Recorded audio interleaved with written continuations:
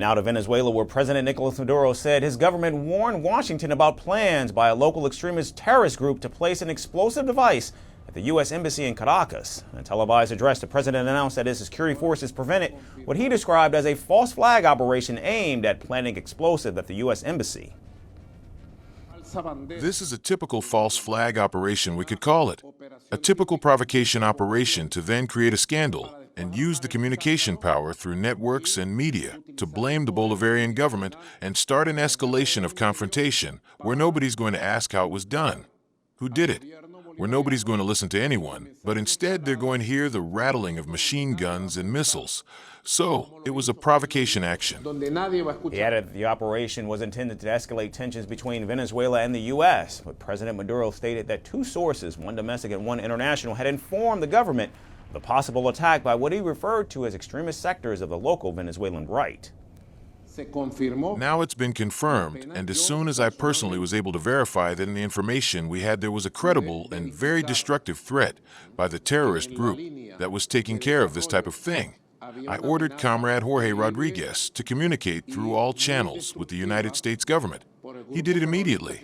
The reaction of the people who communicated with Jorge Rodriguez was positive. Now, according to Maduro, the terror group may have placed an explosive device at the U.S. Embassy with the intent of laying blame of the Venezuelan government and provoking a conflict with the United States. He added that the operation was allegedly backed by individuals whose names will be disclosed in due course and that investigations are still ongoing. The investigation continues.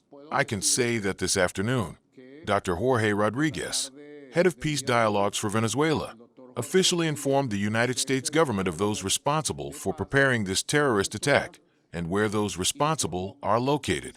He also informed them that as far as we're concerned, we're pursuing the search and capture of some of these individuals who are in Venezuelan territory. Now, the embassy has been largely inactive since March of 2019 following President Donald Trump's decision during his first term in office to break ties with Maduro. Since then, the embassy has maintained only staff responsible for security and the upkeep of the premises. Diplomatic tensions between the U.S. and Venezuela have only been compounded by a series of recent U.S. military strikes targeting Venezuelan vessels which Washington claims were carrying drugs. At least 4 vessels have been attacked in the past few weeks, with over 20 people reported killed in these strikes. Speaking to the U.S. Navy sailors in Virginia, President Trump described the operations as stopping drugs at an unprecedented level. In recent weeks, the Navy has supported our mission to blow the cartel terrorists the hell out of the water. You see that?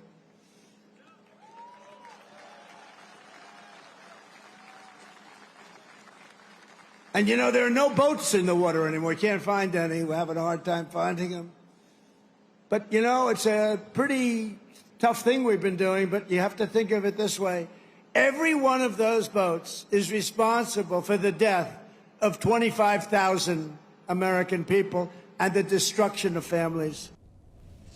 President Trump has accused Maduro of being one of the world's major drug traffickers. Maduro, however, has repeatedly dismissed these claims, accusing the United States of fabricating the narrative in an effort to remove him from power.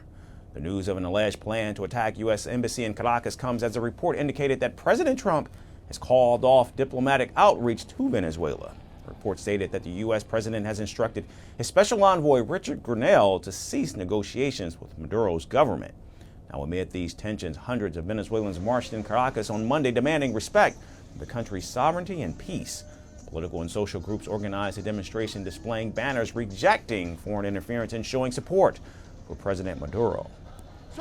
To North American imperialism, we reaffirm, we will not trust them, not even a little bit. Our worker President Nicolas Maduro stands firm with his people to resist the blows of imperialism and emerge victorious in this battle through the construction of peace. And as the investigation into alleged embassy attack continues and both nations maintain a strong military presence, the ties between the U.S. and Venezuela remain volatile, leaving growing concerns about what comes next.